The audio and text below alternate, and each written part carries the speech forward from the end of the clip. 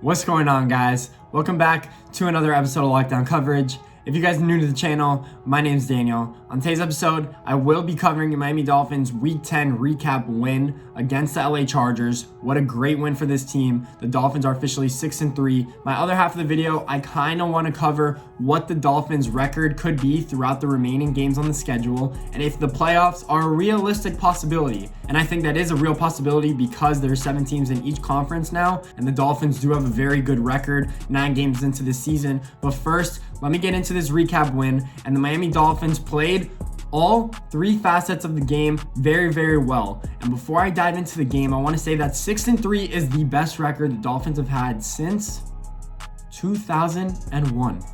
And that is 6-3 being through 9 games, the best record they've had since 2001. And I've been a Dolphins fan probably since 2003 because I was too young to remember anything before that. I'm 21 years old. This Dolphins team has not accomplished anything in the last 20 years other than 2 playoff appearances. They have not been good. So for them to be 6-3 this late into the season, this is a miracle season for me. I haven't seen anything like this in my existence of being a Dolphin fan. If you're older and you got to see Dan Marino play even throughout the end of his career, you're lucky because I didn't get to see that. So this Dolphins team is playing phenomenal football, and they're playing team football. You know, when they say play as a team, the Miami Dolphins coaching staff showed why they're so much better than this LA Chargers coaching staff.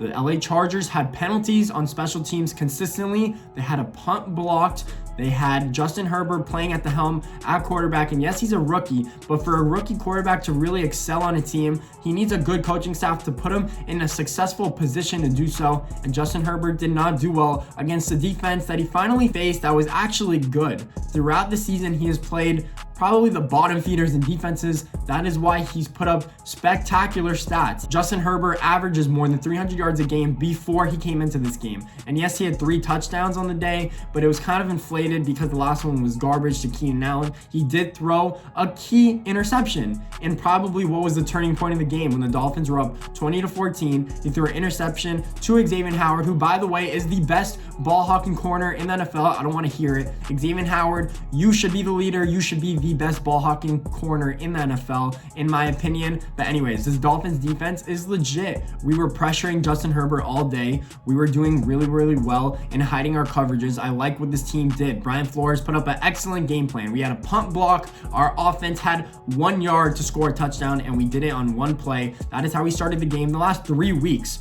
Fast, quick defensive touchdowns, block punt, more defensive touchdowns, interception. This team has done everything to put Tagovailoa in this position. And yes, a lot of people are like, okay, if you put Ryan Fitzpatrick in this position and this team would have played just as well, we would probably still be 3-0. But the difference is that Ryan Fitzpatrick is going to retire potentially by the end of this year, and Tagovailoa is only beginning his career. So who would you want to have those 3 games under their belt? Tagovailoa, the potential franchise quarterback of the future, and give him confidence going into the next season, or Ryan Fitzpatrick, who could also lead the Dolphins team to the playoffs in my opinion. But after he retires, you will have a young Tagovailoa with no starts under his belt. And I would way rather have Tagovailoa with half a season under his belt and a winning record and confidence going into the next year than Ryan Fitzpatrick retiring and not being on the team anymore or being a coaching staff member. So yes, this Dolphins team did make the right decision in playing Tagovailoa, even though we were coming off back-to-back wins. And I think that Brian Flores should be given credit for the things he's done with this football team because they're in a position to succeed week in and week out against great teams. And look at what Kyler Murray did yesterday against the Buffalo Bills. This Dolphins defense actually played pretty well against Kyler Murray because he's so explosive and he's a great quarterback. It gives you some comparison into how good our defense stacks up against others. And even though we allowed 31 points to the Arizona Cardinals, we put up turnovers, and our turnover streak continued yesterday with that Xavier Howard interception at 15 consecutive games, forcing a takeaway. And that is going to be big in any game you play, because once we lose the turnover battle and you put Tua in a position to go out there and have to throw 45 times a game, that is where Tua Tagovailoa will be exposed, in my opinion, because this offensive line is not ready to drop back that many times, and Tua also doesn't have the weapons to succeed in that position. But other than that, we ran the ball pretty well for the first time, I would say, all season, Myles Gaskins had maybe, I think the game against San Francisco was his best rushing game of the season, but sorry if I pronounced this guy's name wrong. Sullivan Ahmed, the running back from Washington, played phenomenal. He came out of nowhere, and he's a special talent. I'm actually surprised he went undrafted. You guys saw what he displayed yesterday in the game. He had speed, he had awareness, he had a little bit of thump to him that I actually loved. I think when even Myles Gaskins comes back, he will be splitting carries with him if he continues to do this. And Myles Gaskins still has one more game on IR. So I think this Dolphins team will have a running back by committee when Myles Gaskins gets back there. But other than that, great team win by this Dolphins team. I anticipate us to continue doing well moving forward. And going into this segment, I want to predict what the Dolphins record could be. And I'm just going to take a quick look at their schedule. And our next game is at the Denver Broncos. And if you guys saw Drew Lock yesterday against a pretty shitty Raiders defense, he threw 3 interceptions, and the Broncos didn't score their first touchdown until like 4 minutes left in the fourth quarter. So do I predict a win here? Yes, I do. If the Dolphins won this game, they would be 7-3, tied with the Buffalo Bills, who are on bye next week for the division lead. And the Patriots, I know, are finally not going to be the division champs because they don't have Tom Brady and because Cam Newton has played like pretty much poo-poo this year, other than rushing the ball. This Dolphins team finally has a chance to win this goddamn division and would be tied with the Bills, who took a big L to Arizona. Thank you, Kyler Murray, for your excellency, and DeAndre Hopkins for your hands, because those things alone actually won the Dolphins the game and gave the Bills a loss in the loss column. Now the Bills are 7-3 instead of 8-2. So let's say the Dolphins did win against Denver next week, we would be 7-3, tied for the division lead. And yes, we are favorites on the road to win that game.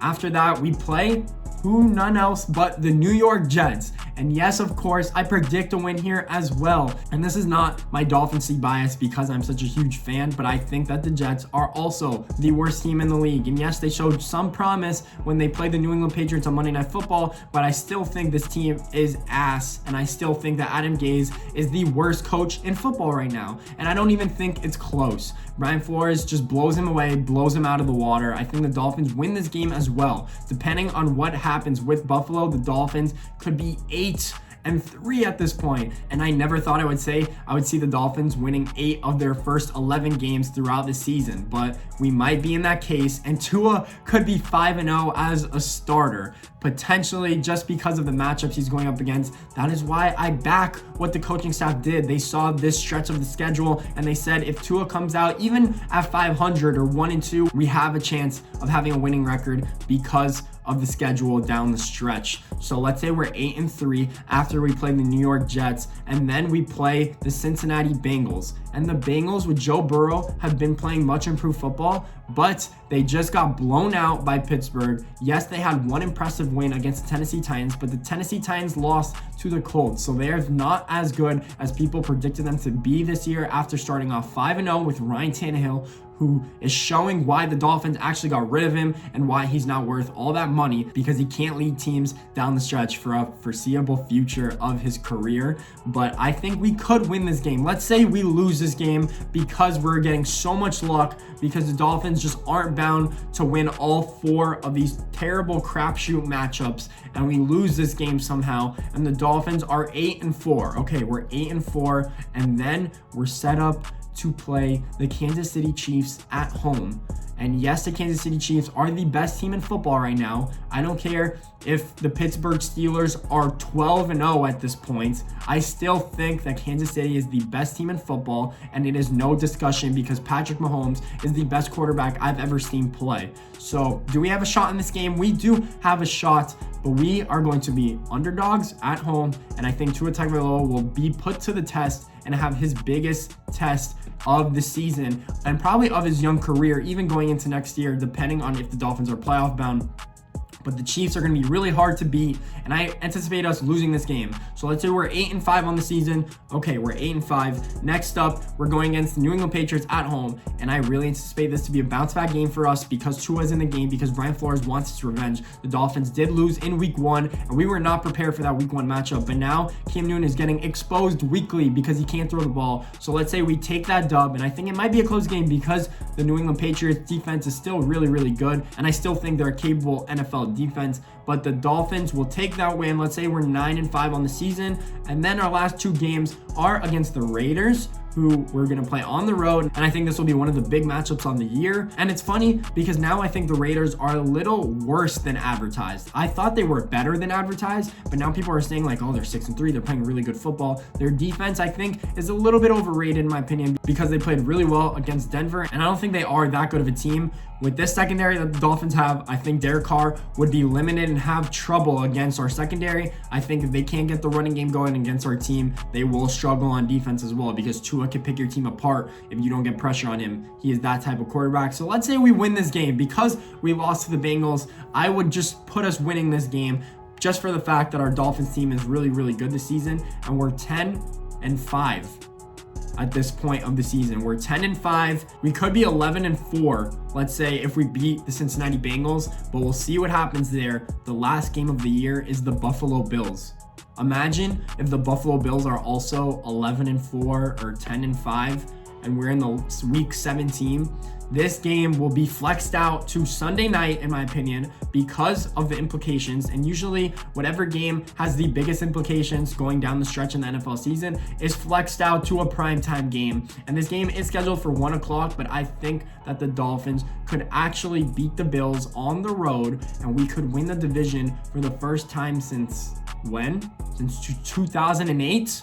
Now, it's the last time we won with Chad Pennington at the helm when we got blown out by the Ravens in the playoffs. I remember that game. I cried that day. But other than that, I think the Dolphins have a real chance of being tied with the Buffalo Bills going into the playoffs. Even if we don't win the division, I think 10-6 should be good enough for 6 or 7 seed in the conference in the AFC. I really do think this Dolphins team will do good down the stretch of the season, and we will be playoff bound. So guys, if you like this video, please make sure to leave a thumbs up and subscribe to the channel. I will be doing more Dolphins coverage throughout the season. Let's go, baby. Fins up.